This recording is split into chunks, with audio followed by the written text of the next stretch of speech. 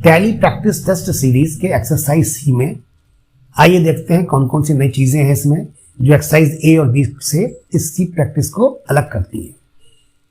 अगर आपके पास आईएसएम की बुक है तो आपके पास ये क्वेश्चंस वहां पे मिल जाएंगे। अगर आपके पास आईएसएम की बुक नहीं है और डिजिटल बुक भी नहीं है तो आप इस क्वेश्चंस को पहले उतार लीजिए अपने कॉपी में, ताकि आपको फिर प्रैक्टिस करने में आसानी होती है। आइए देखते हैं कि इसमें कुछ चीजें जो नई लगती हैं क्या हैं, देखा जाए।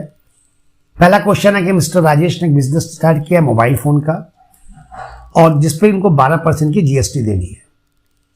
कोई प्रॉब्लम नहीं है, ये प्रैक्टिकल आप कर चुके हैं। दूसरा क्वेश्चन है एक्सिस बैंक में एक करंट अकाउंट खोला है उन्होंने, डिपॉजिट किया है। तीसरा क्वेश्चन परचेज का है, लेकिन यहाँ पे परचेज में एक IMEI नंबर दिया हुआ है। जब आप किसी इलेक्ट्रॉनिक्स की दुकान पे जाते हैं, टीवी खरीदते हैं, मोबाइल खरीदते हैं, वॉशिंग मशीन खरीदते हैं, तो उसके पीछे एक स्टिकर लगा होता है जिस पर 15 डिजिट का एक नंबर लिखा होता है। उसी नंबर को हम IMEI नंबर बोलते हैं। तो आइए पहले समझते हैं कि IMEI नंबर होता क्या है। IMEI स्टैंड्स करता है इंटरनेशनल मोबाइल इक्विपमेंट आइडेंटिटी को।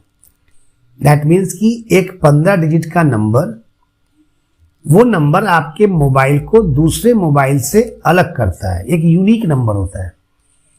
यूनिक नंबर जैसे आपका रजिस्ट्रेशन नंबर कॉलेज का, ट्रेन का PNR नंबर, बैंक का अकाउंट नंबर, इसको यूनिक नंबर बोलते हैं। कि किसी एक को अलॉट हुआ तो दूसरे को अलॉट नहीं होगा, उसको भी यूनिक नंबर बोलते हैं। तो IMEI भी एक 15 डिजिट का नंबर है जो फोन मैन्युफैक्चरर जो है वही उस वक्त देते हैं जब वो उस मोबाइल को बना रहे होते हैं। उसका बेनिफिट क्या होता है कि जब वो आपका मोबाइल खो जाता है तो आप उसको अपने मोबाइल को ट्रैक कर सकते हैं उस IMEI नंबर से। तो जब भी आप मोबाइल खरीदने जाएंगे तो वो आपके रिसिप्ट पे वो स्टिकर लगाते हैं, या वो कहीं पर भी अगर कंप्यूटर से बिल निकाल के दे रहे हैं तो उसकी एंट्री लेते हैं, ताकि पता लग सके कि आपको उन्होंने कौन सा IMEI नंबर दिया है। ये 15 डिजिट का नंबर होता है। अब मेरे पास यहाँ पे 15 डिजिट लिखने की जगह नहीं थी तो हमने 3-3 डिजिट का यहाँ पे नंबर दिया है। तो समझ लीजिए क्या है ये। इसका मतलब ये हुआ कि जो मोबाइल परचेज करके वो लेके आए हैं उसका ये IMEI नंबर है। तो हम जब अभी तक आपने एक्सरसाइज ए और बी में पढ़ा था कि जो परचेज किया उसका नाम की एंट्री किया, चाहे वो नोटबुक हो चाहे वो बल्ब हो, लेकिन यहां पर जब आप Nokia C100 मोबाइल की एंट्री करेंगे तो वहां पे आपसे मांगेगा इस मोबाइल का IMEI नंबर क्या है, तो आपको IMEI नंबर यहां पे देना पड़ेगा। खैर नेक्स्ट क्वेश्चन फिर परचेज है। अब इस परचेज में और उस परचेज में फर्क समझ लीजिए। क्वेश्चन नंबर 3 के परचेज में वो सामान है जो आपको सेल करना है। क्वेश्चन नंबर 3 के परचेज में वो सामान है जो आपको सेल करना है, लेकिन क्वेश्चन नंबर 4 में जो सामान यहां पे आप परचेज कर रहे हैं उसको देखिए ऑफिस यूज में आपको यूज करना है। तो आखिर दोनों परचेज में क्या डिफरेंस है, तो फिर से समझ लीजिए एक बार। आप जो सामान परचेज कर रहे हैं उसमें से ये मोबाइल वाले को आपको सेल करना है, और क्वेश्चन नंबर 4 में जो सामान परचेज कर रहे हैं उसको आपको ऑफिस में यूज करना है, उसको सेल नहीं करना है। तो आखिर परचेज यूज में और परचेज सेल में क्या डिफरेंस है, आइए पहले इसको देख लेते हैं। परचेज आप कोई भी सामान करते हैं तो उसका पर्पस होता है। या तो पर्पस है कि आप उसको सेल करेंगे और या पर्पस है कि आप उसको यूज करेंगे।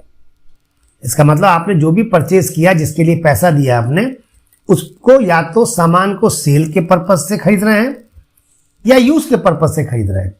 अगर आप सेल के पर्पस से खरीद रहे हैं तो सामान के नाम का स्टॉक आइटम बनेगा, समझ लीजिएगा। अगर सामान को आप सेल के पर्पस से खरीद रहे हैं तो उस नाम का स्टॉक आइटम बनेगा, और अगर सामान को यूज के लिए खरीद रहे हैं आप तो उस नाम का आपको लेजर बनेगा। फिर समझ लीजिए क्वेश्चन नंबर में वापस आ रहे हैं हम। क्वेश्चन नंबर 3 में है Nokia C100 का मोबाइल है। तो Nokia C100 चूंकि सेल करना है तो Nokia C100 के नाम से क्या बन रहा है, देखिए स्टॉक आइटम बन रहा है। तो क्वेश्चन नंबर 4 में जो परचेज कर रहे हैं जिसको यूज के लिए करना है आपको, तो देखिए पेन है, पेंसिल है, तो पेन पेंसिल को आपने क्या बनाया, यहां पे लेजर बनाया है। तो फिर से एक बार समझ लीजिए, जब आप कोई सामान परचेज करते हैं तो इसका पर्पस होगा, या तो आप उसको सेल कर रहे होंगे या आप उसको यूज कर रहे होंगे। अगर आप सेल करेंगे तो उसके नाम का स्टॉक आइटम बनेगा, और आप यूज करेंगे तो उसके नाम का लेजर बनेगा। तो एक नई चीज आपको मिलेगी एक्सरसाइज में, इसको हम लोग आगे देखेंगे। आइए नेक्स्ट क्वेश्चन पढ़ते हैं। फिर नॉर्मल परचेज है, फिर यहां पे फिर एक नई चीज आई। देखिए, आप एक पैसा पेमेंट कर रहे हैं क्वेश्चन नंबर 6 में, लेकिन ये पेमेंट ऑफिस के कैश से किसको कर रहे हैं? तो फैमिली मेंबर्स को कर रहे हैं। इसका मतलब ऑफिस के कैश से ऑफिस का सामान नहीं लिया जा रहा है, ऑफिस के कैश से आपको फैमिली मेंबर्स का सामान लिया जा रहा है। यानी बिजनेस के पैसे से आप घर पे खर्च कर रहे हैं। तो इसमें भी कुछ चीजें आपको नहीं मिलेंगी, वो हम लोग देखेंगे आगे। अभी तो क्वेश्चन हम पढ़ रहे हैं, जब सॉल्व करेंगे तो उसको देखेंगे, उस वक्त देखा जाएगा। फिर सेल है, सैलरी है, पेमेंट कर रहे हैं सैलरी का, फिर सेल है, फिर पेमेंट है, फिर सेल है, और प्रॉफिट एंड लॉस निकालना है। तो इस क्वेश्चन में सबसे पहले आइए देखते हैं कि टैली में किस प्रोसीजर से, किस स्टेप से सॉल्व किया जाता है। ये पहले भी हम आपको बता चुके हैं एक्सरसाइज ए और बी में, कि पहले कंपनी क्रिएट करेंगे, जीएसटी इनेबल करेंगे, लेजर बनाएंगे, स्टॉक बनाएंगे, वाउचर एंट्री करेंगे, तब ग्रॉस और नेट को कैलकुलेट करेंगे। तो आइए सबसे पहले कंपनी क्रिएट करते हैं। तो कंपनी क्रिएट का आप पढ़ चुके हैं कि आप कंपनी क्रिएट में उसका नाम आएगा, आपसे नाम देना है, और भी ऑप्शंस आएंगे देने के बाद। लेकिन दो चीज का ध्यान रखना है कि आप किस स्टेट में अपनी कंपनी को एस्टैब्लिश कर रहे हैं, क्योंकि जिस स्टेट में आप रहेंगे उसी के हिसाब से जीएसटी आपको कैलकुलेट करना होता है। फिर जीएसटी को इनेबल करना है। जीएसटी इनेबल का मतलब होता है, आपको बता चुके हैं कि आप F11 प्रेस करेंगे तो कंपनी फीचर आता है। कंपनी फीचर का मतलब होता है कि बहुत सारी ऐसी फैसिलिटी जो आपके टैली में है लेकिन अभी वो हिडन है। हिडन का मतलब क्या है कि डिसेबल है, जो नजर नहीं आ रही है। तो आपको वहां से आके उसको इनेबल करते हैं। तो उसमें एक जीएसटी भी आता है। जीएसटी पहले आपका डिसेबल होता है, यानी कि इनेबल नहीं होता है। F11 प्रेस करके टैक्सेशन में जाएंगे, जीएसटी एप्लीकेबल पे यस करेंगे, सेटल यस करेंगे। वहां में कुछ एंट्रीज मांगेंगे आपसे, जैसे जीएसटी का नंबर हो गया, आपका स्टेट हो गया, इसको सेव करके बाहर आएंगे। फिर लेजर बनाएंगे। तो लेजर की डेफिनेशन अब इस बार नहीं देख रहे हैं, क्योंकि मैंने लेजर की डेफिनेशन आपको एक्सरसाइज ए एक्सरसाइज बी में बताया हुआ है। लेजर क्या होता है, आपको लेजर की डेफिनेशन देखना होगा तो एक्सरसाइज ए एक्सरसाइज बी में जाकर के देख लीजिएगा। उसी तरीके से स्टॉक होता है। स्टॉक की डेफिनेशन भी मैंने आपको प्रैक्टिकल 1 और प्रैक्टिकल 2 यानी एक्सरसाइज ए एक्सरसाइज बी में बताया हुआ है। स्टॉक के बारे में, स्टॉक क्या होता है, इसको देखने के लिए भी आप अपना एक्सरसाइज ए एक्सरसाइज बी को एक बार देख लीजिएगा। वाउचर क्या होता है, वाउचर मैंने पढ़ाया हुआ है आपको। इस वाउचर को भी एक्सरसाइज बी में जाकर देखिएगा, क्योंकि ये सब दोबारा नहीं बता रहे हैं, क्योंकि प्रैक्टिकल बहुत बड़ा हो जाएगा। इसमें जो नई चीजें हैं बस हम लोग उस पर आज गौर करेंगे। अब मेन है यहाँ पे लास्ट में कैलकुलेट करना है ग्रॉस और नेट का। खैर, तो आपने कंपनी क्रिएट कर लिया, जीएसटी इनेबल कर लिया। ये लेजर बनाते हैं। लेजर बनाने के लिए आपको पता है कि आपके पास क्वेश्चन आपके हाथ में होना चाहिए। तो अगर आपने क्वेश्चन को कहीं नोट किया हुआ है तो उसको भी ओपन करके देखते रहिए, हम आपको उसी हिसाब से बताते चलते हैं। जैसे राजेश ने बिजनेस स्टार्ट किया, तो दैट मीन्स कि बिजनेस स्टार्ट करने पर एक कैपिटल होता है और कैश में पैसा आता है, जैसे कैश लिखा हुआ है। इसका मतलब 2 लेजर यहां बनेगा, एक कैपिटल और एक कैश। तो आइए देखते हैं, यहाँ 2 लेजर बन रहा है, कैपिटल बन रहा है और कैश बन रहा है। लेकिन कैश हम नहीं बनाते हैं, क्योंकि आपको पता है कंपनी क्रिएट करते ही कैश ऑटोमेटिक बन जाता है। दूसरा है कि एक्सिस बैंक में आपका अकाउंट खोल रहा है। जाहिर सी बात है, जब आप एक्सिस बैंक में पैसा जमा कर रहे हैं तो एक्सिस बैंक में कैश से ही पैसा जमा कर रहे होंगे। तो आइए देखते हैं लेजर क्या बन रहा है। तो देखिए, एक एक्सिस बैंक बन गया और एक कैश बन गया। लेकिन कैश हम नहीं बनाते हैं, क्योंकि कैश ऑटोमेटिक आपको बना हुआ मिलता है। आइए थर्ड क्वेश्चन में आते हैं। यहां परचेज है, किस कंपनी से है, तो माई मोबाइल से। माई मोबाइल बिहार की कंपनी है। ध्यान दीजिएगा, ये जरूर देख लीजिएगा किसी भी परचेज में कि जिस जगह से आप सामान ले रहे हैं उसका स्टेट क्या है, उसका जीएसटी पे फर्क पड़ता है। तो यहां पे फिलहाल आप एक लेजर निकल रहा है परचेज, और दूसरा लेजर निकल रहा है माई मोबाइल, तीसरा लेजर निकल रहा है एक्सिस बैंक, क्योंकि आप पेमेंट शो कर रहे हैं किससे, एक्सिस बैंक से। आइए देखते हैं, पहला लेजर निकला परचेज। तो परचेज में आपको पता है जीएसटी एप्लीकेबल लगाना होता है, टाइप गुड्स देना होता है। फिर माई मोबाइल, जहां से आप सामान खरीदते हैं वो सिंडिकेटर्स होता है, और स्टेट देना जरूरी है, मैंने बताया आपको। तो स्टेट इक्वल टू बिहार। और एक्सिस बैंक चूंकि मैं पहले बना चुके हैं, ये दोबारा एक्सिस बैंक यहाँ पे नहीं बनाएंगे। हम आपको लिखते इसलिए ताकि आपको आदत बने कि किस क्वेश्चन नंबर से किस तरह से लेजर हम बाहर निकालते हैं। क्वेश्चन नंबर 4 में आइए। ये भी परचेज है, कैश में है, अब देखिए, मैंने आपको भी बताया था, अगर आपको याद हो तो मैंने आपको बताया था कि जो सामान यूज के लिए खरीदना है उसके नाम का लेजर बनेगा। इसका मतलब क्या हुआ कि इन सारी चीजों का नाम, पेन, नटराज पेंसिल, इरेजर, इन सारी चीजों के नाम से क्या बनेगा? लेजर बनेगा। तो पेन, पेंसिल, इरेजर, इन सबको अलग अलग नाम बना करके हमने एक नाम से बना दिया है जिसका नाम है स्टेशनरीज। तो स्टेशनरीज चूंकि जो सामान खरीद रहे हैं वो बार खत्म हो जाता है, इसलिए हम उसको दे रहे हैं इनडायरेक्ट एक्सपेंसेस। ये अकाउंट ग्रुप के बारे में भी आपको डिटेल्स चाहिए होगा तो आप मेरे वीडियो पे जाके देखिएगा, मैंने लेजर उसके अकाउंट के बारे में आपको डिटेल्स में समझाया हुआ है। तो फिर से गौर से देख लीजिए, परचेज दोनों है, ये भी परचेज है, ये भी परचेज है, लेकिन इस परचेज के सामान का कोई लेजर नहीं बना, क्योंकि मुझे पता है जिस सामान को हम सेल करते हैं उसके नाम का क्या बनाएंगे? स्टॉक आइटम बनाएंगे, लेकिन जिसको यूज कर रहे हैं उसके नाम का लेजर बनेगा। तो मैंने सारे सामान के नाम का एक लेजर बना लिया जिसका नाम दे दिया, क्या चीज? स्टेशनरीज। अब आइए क्वेश्चन नंबर 5 में चलते हैं। क्वेश्चन नंबर 5 भी परचेज है, नॉर्मल परचेज है। कहां से है? नोकिया केयर से है। ये कहा कि देखिए ये यूपी की है, ध्यान दीजिएगा, नोकिया केयर जो है वो यूपी से आ रहा है। तो आइए देखते हैं लेजर में।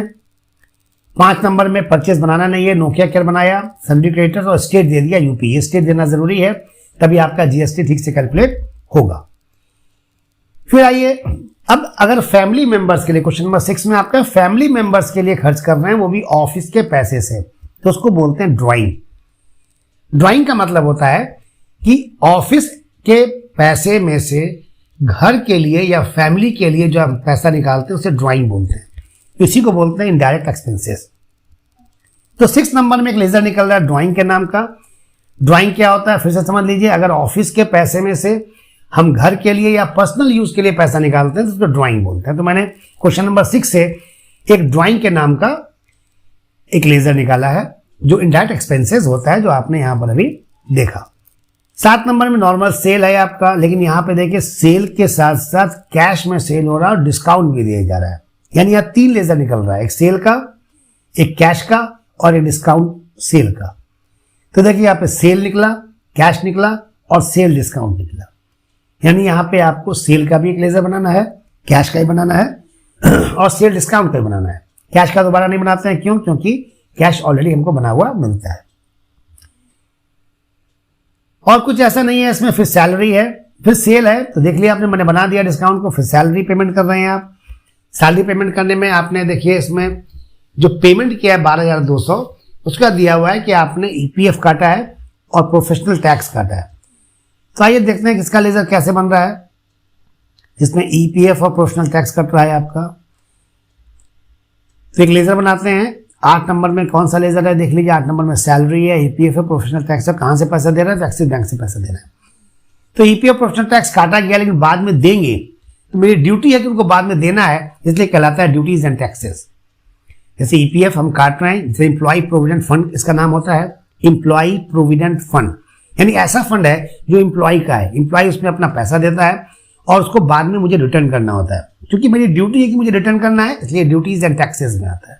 ठीक है, तो एक्सिस बैंक से चूंकि मुझे पेमेंट करना है सैलरी का वगैरह, तो एक्सिस बैंक के नाम से क्यों नहीं बना रहे हैं? क्योंकि एक्सिस बैंक के नाम से पहले से बना हुआ है।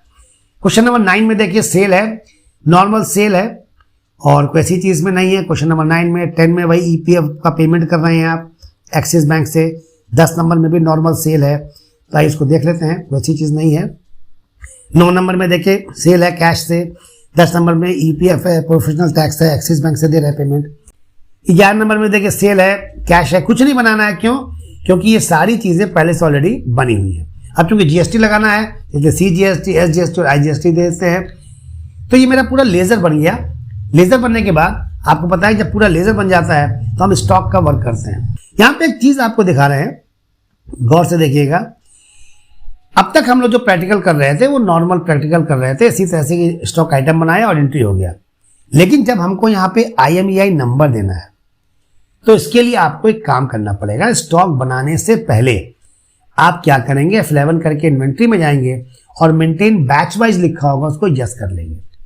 फिर समझ लीजिए, जहां पर आपको हर प्रोडक्ट का एक सीरियल नंबर देना है या हर प्रोडक्ट का MI नंबर देना है, तो आपको अगर किसी प्रोडक्ट का नंबरिंग भी देना है साथ में, यानी उसकी डिटेल्स देना है, तो मेंटेन बैच वाइज को यस कर देंगे।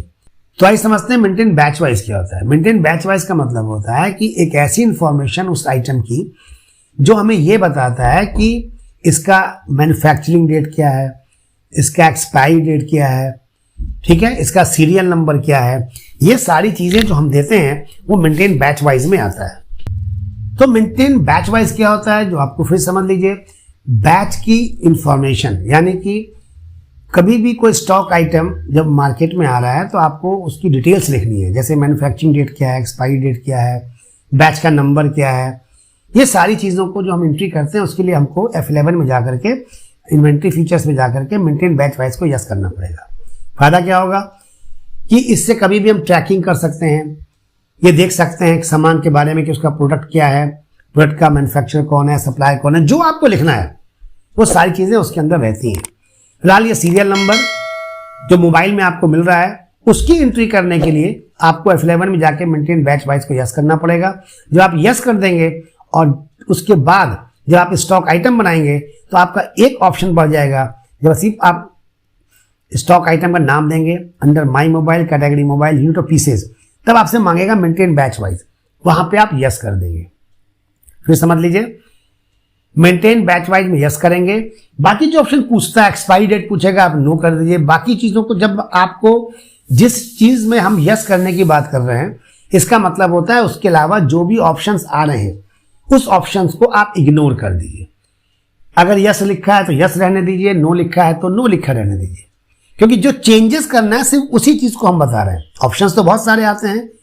फिर समझ लीजिए हम क्या बोल रहे हैं। अगर कोई ऑप्शन आपको जैसे यहां बताया गया कि मेंटेन बैच वाइज को यस कर दीजिए, तो जब आप यहां पहुंचेंगे तो हो सकता है बैच वाइज के साथ और भी ऑप्शंस आपके पास आए, तो वो आपको इग्नोर करना है, उसको छोड़ देना है। अगर वो यस होगा तो यस पर रहने दीजिए, नो होगा तो नो पर रहने दीजिए। सबका कोई ना कोई तो मीनिंग है, धीरे धीरे हम लोग आगे वो मीनिंग समझेंगे कि किसका क्या मीनिंग होता है।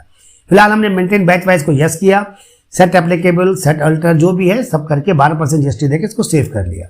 उस तरह से नोकिया C110 इस पर भी मेंटेन बैच वाइज को क्या कर दिया, यस कर दिया। तो स्टॉक में चूंकि आपको पता है कि स्टॉक ग्रुप होता है, स्टॉक ग्रुप में भी आपको मैंने बताया है आपको कि स्टॉक ग्रुप जो होता है वो नाम होता है जिस जगह से हम सामान परचेस कर रहे हैं। इसके लिए भी मैंने आपको इससे पहले वाले प्रोजेक्ट में बताया हुआ है, डेफिनेशन में एक्सरसाइज बी में देख लीजिएगा कि स्टॉक ग्रुप में उसका नाम आता है जहां से हम सामान परचेज कर रहे हैं। तो इसका मतलब हमको सिर्फ देखना है परचेज में। एक परचेज यहां पे है जो कहां से हो रहा है, माई मोबाइल से, ठीक है। एक परचेज यहां पे है जो कहां से हो रहा है, नोकिया केयर से। 2 परचेज हो गया और कहीं परचेज नहीं है। इसका मतलब 2 ही जगह से परचेज हो रहा है, तो दोनों नाम स्टॉक ग्रुप में आ गया, माई मोबाइल और Nokia care. Stock category by default on नहीं होता है, तो मैंने जाके स्टॉक कैटेगरी को ऑन किया। कैटेगरी बताया है कि कैटेगरी का मतलब होता है किसी ऐसा प्रोडक्ट का नाम जिसके अंदर सब प्रोडक्ट आता हो। जैसे मोबाइल है तो मोबाइल में देखिए यहाँ पे 2 सब प्रोडक्ट दिया हुआ है, क्या, नोकिया का C100 और एक दिया हुआ यहाँ पे नोकिया का C110। इसका मतलब मोबाइल 2 तरह का, C110 और C100। तो इसीलिए यहाँ पर आपको बनाया गया है, देखिए एक मोबाइल नाम का ये कैटेगरी, और मोबाइल कैटेगरी बनाने के बाद जब हम स्टॉक आइटम बनाएंगे तो एक हो गया नोकिया C100 और एक हो गया नोकिया C110। जहां से खरीदा गया वो सब नाम दिया, ये आप बना चुके हैं। कैसे जीएसटी के साथ बनाते हैं, लास्ट में जीएसटी का परसेंटेज दिया। जब आपका स्टॉक आइटम बन गया, लेजर बन गया, स्टॉक बन गया, तो अब आप वाउचर एंट्री करते हैं। वाउचर एंट्री के लिए भी बार बार आपसे मैं हर प्रैक्टिकल में बोलता हूं कि क्वेश्चंस को अपने सामने रखिए, क्वेश्चंस को सामने रखिएगा तो आपको समझने में आसानी होगी। आइए वाउचर एंट्री, सबसे पहले आपको ये बता चुके हैं, वाउचर एंट्री आते ही F12 प्रेस कीजिएगा, सिंगल एंट्री नो कर दीजिएगा, CRDR को यस कर दीजिएगा। या तो CRDR लिखा होगा या DRCR लिखा होगा, इसको यस कर दीजिएगा। आपका बेनिफिट क्या है कि सिंगल एंट्री बंद हो जाएगा और 2 बाई जो आता था उसकी जगह CRDR आपको नजर आने लगेगा। पहला क्वेश्चन नॉर्मल है, इससे पहले भी कब कर चुके हैं कि आप बिजनेस स्टार्ट कर रहे हैं 4,25,000 रुपए से। तो आइए देखते हैं, बिजनेस स्टार्ट कर रहे हैं 4,25,000, कैपिटल में 4,25,000, कैश में आ गया 4,25,000। फिर आप 4,25,000 में से 4 लाख रुपए एक्सिस बैंक में जमा कर रहे हैं। तो फिर आपने देखिए कंट्रा में गए और 4 लाख कैश से निकाला और 4 लाख को एक्सिस बैंक में जमा कर दिया। तो पैसा जा रहा है कहां से, कैश से, और किसके पास जा रहा है, एक्सिस बैंक में। तो एक्सिस बैंक के पास जा रहा है तो वो डीआर हो गया, कैश से जा रहा है तो वो आपका क्रेडिट हो गया। अब आइए क्वेश्चन नंबर 3 में परचेज है। अब यहां से देख लीजिए, अब तक हम लोग जो परचेज करते थे, परचेज किया, इनवॉइस नंबर दिया, पार्टी का नाम दिया, लेजर का नाम दिया और सामान की एंट्री कर दिया। यहाँ पे थोड़ा सा चेंजेस है। यहाँ पर भी आपको पहले देख लीजिए इनवॉइस नंबर कितना दिया हुआ है। इनवॉइस नंबर दिया हुआ है आपको 210। पार्टी का नाम क्या दिया हुआ है, यहाँ माई मोबाइल दिया हुआ है और एक्सिस बैंक दिया हुआ है। आइए क्वेश्चन नंबर 3 में आते हैं। तो देखिए माई मोबाइल और एक्सिस बैंक दोनों था, यहाँ पे एक्सिस बैंक दिया है। दैट मीन्स कि माई मोबाइल से खरीदा जा रहा है, लेकिन पेमेंट किससे किया जा रहा है, एक्सिस बैंक से।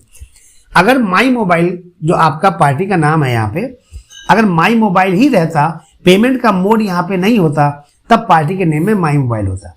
माई मोबाइल का नाम देने के बाद भी अगर पेमेंट का मोड दिया गया है कैश या बैंक, तो वही नाम रहेगा। तो मैंने इसमें पार्टी के नेम एक्सिस बैंक रखा, लेजर परचेस किया। जब आप नोकिया C100 जैसे ही लिख करके इंटर करेंगे तो वहां पे 2 ऑप्शन आएगा, एक आएगा न्यू नंबर, एक आएगा एंड ऑफ लिस्ट। आप वहां से न्यू नंबर ले लीजिएगा। न्यू नंबर लेकर के जो नंबर आपको पहला वाला दिया गया है, पहला नंबर है 100, तो आप क्या कीजिएगा 100 यहाँ पे टाइप कीजिएगा, कितना क्वांटिटी वो लिखिएगा, किस रेट से वो लिखिएगा, फिर इंटर करेंगे तो फिर मिलेगा आपको न्यू नंबर। तो न्यू नंबर फिर मिलेगा तो दूसरा वाला एंट्री करेंगे 101 और 101 एंट्री करके सेम वही चीज, क्वांटिटी 1, रेट 4400। इसी तरीके से जितना भी नंबर आपको दिया है 102, 103, 104, ये सारी एंट्री आप करते जाएंगे अप टू 111 जो लास्ट आपका दिया है। जब सारी एंट्री आपकी हो जाएगी तब न्यू नंबर ना सेलेक्ट करके सेलेक्ट करेंगे end of list. End of list का मतलब कि जितना नंबर की एंट्री करना था आप ऑलरेडी एंट्री कर चुके, खाली जगह पे इंटर प्रेस करेंगे और CGST SGST लगा देंगे। तो देखिए यहीं पर थोड़ा सा चेंजेस है बाकी पिछला एक्सरसाइज A और B के परचेज में, और इस जिसमें मेंटेन बैच वाइज को बताया जा रहा है। मेंटेन बैच वाइज में आपको यहाँ बैच का नंबर बताना है, जहां बैच वाइज नहीं था वहां बैच का नंबर बताने की जरूरत नहीं थी। खैर इसको आपने सेव किया, सेव करके आई क्वेश्चन नंबर 4 देखते हैं। क्वेश्चन नंबर 4 में परचेज लिखा हुआ है। अब देखिए यहां पर गौर से देखिए, यहां भी परचेज लिखा है और क्वेश्चन नंबर 4 में परचेज लिखा है, यानी क्वेश्चन 3 में परचेज है और क्वेश्चन नंबर 4 में परचेज है। फर्क क्या है, क्वेश्चन नंबर 3 में जो सामान परचेज करना है उसे मुझे सेल करना है, लेकिन क्वेश्चन नंबर 4 में जो सामान परचेज करना है उसे मुझे ऑफिस में यूज करना है। तो आइए थोड़ा समझ लेते हैं कि परचेज, इसको देखिए परचेज से किया जा रहा है, लेकिन 4 को पेमेंट से किया जा रहा है, जबकि क्वेश्चन में आपका 4th में भी क्या लिखा हुआ है, परचेज लिखा हुआ है। परचेज लिखने के बाद भी हम एंट्री करना है किससे, पेमेंट से। तो आइए समझ ले पहले कि परचेज और पेमेंट में क्या डिफरेंस है। परचेज और पेमेंट का डिफरेंस समझ लीजिए। आपको थोड़ा देर पहले मैंने अभी बताया था कि परचेज और पेमेंट सबका पर्पस होता है। परचेज या तो सेल के लिए करना है या परचेज यूज के लिए करना है। फिर समझ लीजिए, किसी भी सामान को अगर हम परचेज करेंगे तो या तो हम परचेज करेंगे उसको सेल करने के लिए, मेरा पर्पस होगा उस सामान को सेल करने का, या परचेज करेंगे उसको यूज करने के लिए। जैसे मैंने किसी ऑफिस में, समझिए इलेक्ट्रॉनिक्स की दुकान है, हम मोबाइल बेचते हैं और मैंने टेबल और चेयर लिया, तो जाहिर सी बात है टेबल और चेयर जो परचेज करेंगे उसको यूज करेंगे, लेकिन मोबाइल को जो परचेज किया उसको क्या करेंगे, सेल करेंगे। तो इस तरह से आपको डिसाइड करना होता है कि जो सामान ले रहे हैं वो उसका पर्पस क्या है। जैसे और भी क्वेश्चंस हैं, जैसे आपके मान के चलिए कपड़े की रेडीमेड गारमेंट्स की दुकान है, रेडीमेड गारमेंट्स पे अगर आप शर्ट, टी शर्ट, पैंट्स वगैरह खरीद रहे हैं तो जाहिर सी बात है परचेज करना है सेल पर्पस के लिए। लेकिन रेडीमेड गारमेंट्स से की दुकान पे आप अगर कूलर खरीद रहे हैं, AC खरीद रहे हैं, दैट मीन्स कि कूलर AC को क्या करेंगे, यूज करेंगे। तो फिर समझ लीजिए परचेज आपका 2 पर्पस होता है, या तो सेल करने का पर्पस होता है या तो यूज करने का पर्पस होता है। अब अगर परचेज को, जिसको हमको सेल करना है, उसको या तो क्रेडिट उधार पे खरीदेंगे या कैश देके खरीदेंगे या बैंक से पैसा ट्रांसफर करके खरीदेंगे। किसी भी तरह से परचेज करें, चाहे क्रेडिट पे, चाहे कैश पे, चाहे बैंक से, अगर उसका पर्पस सेल करने का है तो परचेज वाउचर से परचेज की एंट्री होगी। यानी जो सामान परचेज किया है सेल करने के लिए किसी भी मोड से, क्रेडिट से, कैश से, बैंक से, वो परचेज वाउचर से एंट्री होगी। लेकिन अगर आपने परचेज किया है यूज करने के लिए और अगर क्रेडिट पे खरीदा है तो जर्नल वाउचर से होगा, और पेमेंट करके खरीदा है तो पेमेंट से होगा। पेमेंट चाहे कैश से हो या पेमेंट चाहे बैंक से हो। इसको समझ लीजिए, इसलिए आपको समझा रहे हैं कि हर क्वेश्चन जिसमें परचेज लगा हो, कोई जरूरी नहीं है कि परचेज वाउचर से ही होगा। आपको डिसाइड करना है कि सामान जो परचेज कर रहे हैं उसको सेल करेंगे या यूज करेंगे। अगर सेल करेंगे तब वो परचेज वाउचर से होगा, और यूज करेंगे और पेमेंट करके यूज कर रहे हैं तो वो पेमेंट वाउचर से होगा, और उधार पे क्रेडिट पे लाके यूज कर रहे हैं तो जर्नल वाउचर से होगा। तो उम्मीद है आपको ये क्वेश्चन समझ में आ गया कि कहां पे परचेज वाउचर होगा, कहां पे जर्नल वाउचर होगा, कहां पे पेमेंट वाउचर होगा। आइए वापस क्वेश्चन में। तो अब आपने देखा कि क्वेश्चन नंबर 3 में जो परचेज है वो सेल के लिए है, और क्वेश्चन नंबर 4 में जो परचेज है वो यूज के लिए है। लेकिन क्वेश्चन नंबर 4 में जो यूज कर रहे हैं, देखिए वो यूज कैश देके कर रहे हैं, और अभी आपको बताया गया कि जब कैश देके करेंगे तो वो पेमेंट वाउचर से होगा। तो यहाँ पे मैंने पेमेंट वाउचर लिया है। पेमेंट में स्टेशनरीज पे कितना सामान खर्च हुआ और कैश से कितना सामान रुपया आपका निकला है। उसके बाद आइए क्वेश्चन नंबर 5 और 6 देखते हैं। तो पहले 5th क्वेश्चन पढ़ लेते हैं। क्वेश्चन 5 भी परचेज है, नॉर्मल परचेज है, ये नोकिया केयर से है, लेकिन देखिए ये यूपी का है। दैट मीन्स कि आप बिहार में है, यूपी में है, तो अब CGST SGST ना लग करके IGST लगेगा। इनवाइस नंबर 34 दिया हुआ है। परचेज हो गया, 34 हो गया, नोकिया केयर और परचेज सारी चीजें एंट्री करने के बाद सेम वही चीज C100 देने के बाद आपसे न्यू नंबर मांगेगा, फिर न्यू नंबर मांगेगा। जितना आपको नंबर्स वहां पे दिए गए हैं, यहाँ पे नंबर दिया गया 1 2 3 4 5 6, तो आप यहाँ सारी एंट्री कर लेके लास्ट में क्या देंगे, एंड ऑफ लिस्ट, और इंटर प्रेस करके अब क्योंकि दूसरे स्टेट का है तो आप क्या कैलकुलेट करेंगे, IGST। आप अगर CGST यहाँ पे लिखेंगे भी तो वो आपको कैलकुलेट करके नहीं दिखाएगा। SGST लिखेंगे तब भी कैलकुलेट करके नहीं दिखाएगा। क्यों? क्योंकि इसका स्टेट आपके स्टेट से अलग है, इसीलिए मुझे IGST देना होता है। आइए क्वेश्चन नंबर 6 देखते हैं। अब देखिए क्वेश्चन नंबर 6 में मैंने क्या बताया था आपको कि ऑफिस के पैसे से अगर घर के लिए अपने पर्सनल यूज के लिए खर्च कर रहे हैं तो वो ड्राइंग कहलाता है, क्योंकि वो एक्सपेंसेस है आपका, इसके लिए पेड कर रहे हैं। पेड का मतलब पेमेंट कर रहे हैं। तो देखिए पेमेंट आपने किया ड्राइंग के लिए इतना रुपए, जो पैसा कहां से निकला, कैश से निकला। तो ये जो कैश से पैसा निकला दैट मीन्स कि आपके सेविंग से नहीं निकल रहा है, ये आपके सेविंग अकाउंट से पैसा ना निकल करके ये आपके बिजनेस अकाउंट से पैसा निकल रहा है। यानी कि आपका जो बिजनेस का पैसा था उसमें से घर के लिए खर्च कर रहे हैं, तो उसी को ड्राइंग बोलते हैं। तो क्वेश्चन नंबर 6 के बाद आई क्वेश्चन नंबर 7 में और क्वेश्चन नंबर 8 में। क्वेश्चन नंबर 7 बोल रहा है कि आप सेल कर रहे हैं नोकिया का मोबाइल। अब देखिए सेल करने में लिखा है कैश से सेल कर रहे हैं और 100 रुपए का डिस्काउंट भी दे रहे हैं। तो आपने C100 जब परचेस किया था तो उसके नंबर्स की एंट्री की थी।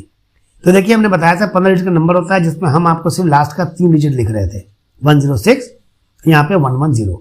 तो आई क्वेश्चन नंबर 7 सेल हो रहा है, कैश में हो रहा है और 100 रुपए का डिस्काउंट भी दिला रहा है। तो सेल नंबर आपका, पार्टी का नेम कैश हो गया। आपको बताया गया था अगर आपको GST देना है तो रजिस्ट्रेशन टाइप में अगर अनडिफाइंड रहेगा वहाँ रेगुलर ले लेंगे। आइटम का नाम दिया। जैसे ही आप नोकिया C100 देंगे तो C100 के जितना भी परचेज किया था आपने सीरियल नंबर, वो सारा सीरियल नंबर आएगा।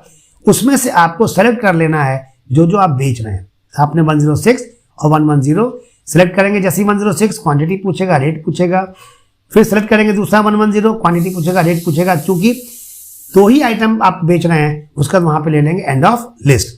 एंड ऑफ लिस्ट के बाद इंटर खाली जगह पर प्रेस करने के बाद CGST SGST लेंगे। उसका सेल डिस्काउंट के नाम से जो आपने लेजर बनाया है वो लिख करके जब इंटर करेंगे तो देखिए कर्सर एक जगह पे आएगा जहां पे परसेंटेज होता है। इसको ध्यान से समझिएगा। आपको डिस्काउंट क्वेश्चन में देखना है कि परसेंट में दिया जा रहा है या अमाउंट में। तो आइए देखते हैं, ये डिस्काउंट जो है अमाउंट में है, यानी कि परसेंट में नहीं दिया जा रहा है। तो जब ये अमाउंट में होगा तो परसेंट वाले में आपको एंट्री नहीं करना है, तो वहां प्रेस कर देंगे इंटर। और फिर अमाउंट वाले में आएंगे तो वहां पे 100 नहीं लिखेंगे, 100 लिखेंगे तो इसमें ऐड कर देगा। आप वहां पे -100 लिखेंगे ताकि ये जो डिस्काउंट है ये -100 रुपीज ऑटोमेटिक हो जाए। अगर आप सिर्फ 100 लिखेंगे तो ये प्लस हो जाएगा। तो फिर समझ लीजिए आपने सेल किया।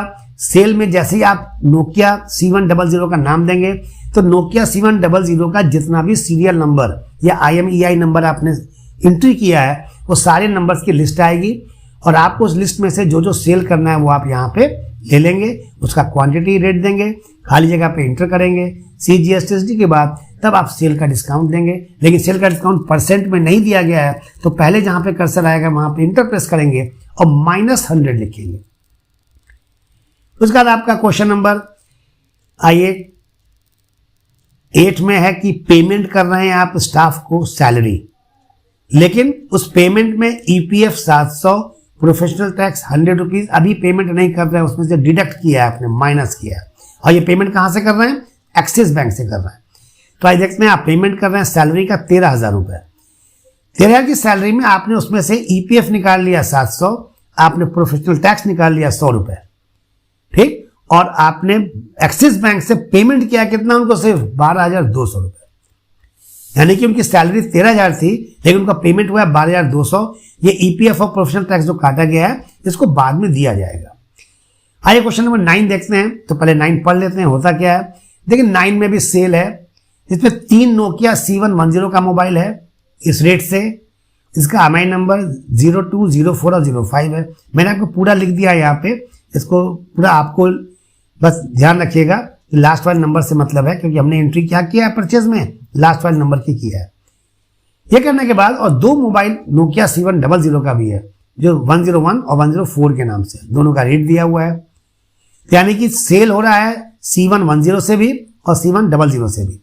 तो जैसे ही आप सेल में आएंगे, कैश में सेल हो रहा है तो बता चुके हैं, कैश में सेल में रेगुलर देना होगा आपका स्टेशन टाइप।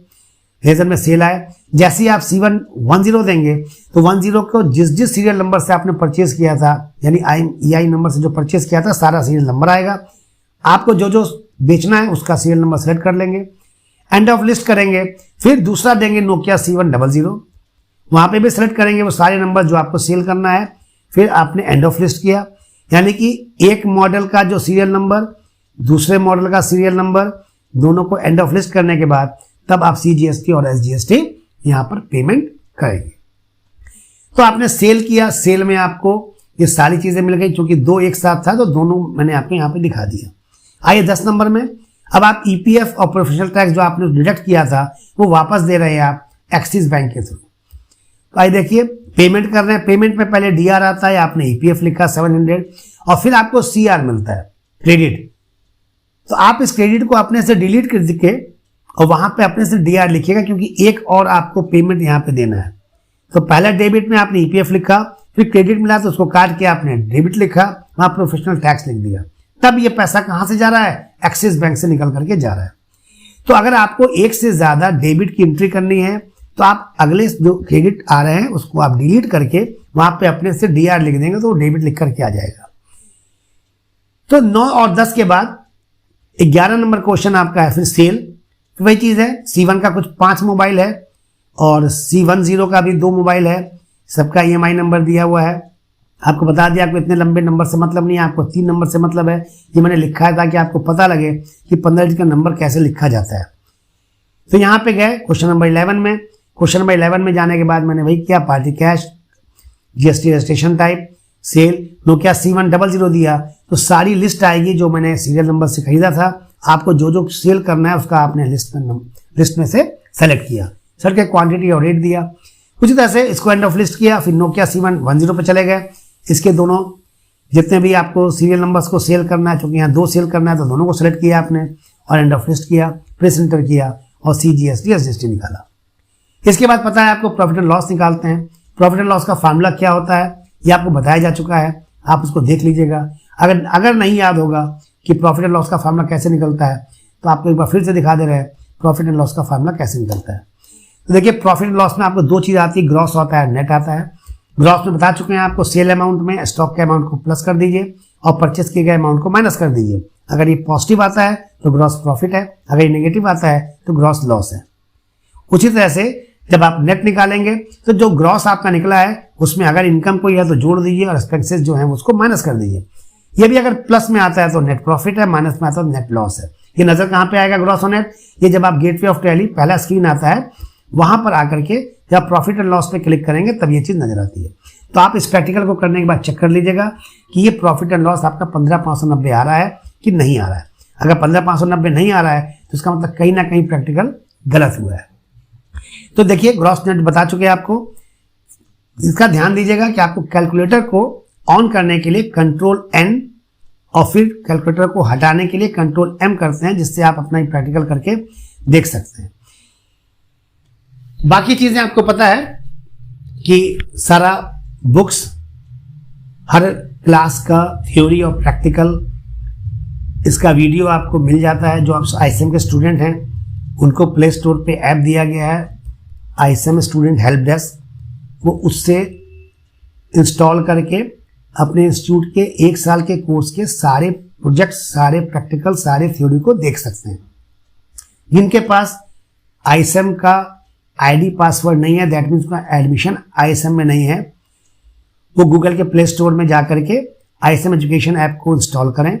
ID पासवर्ड के लिए मुझे इस नंबर पर संपर्क करें।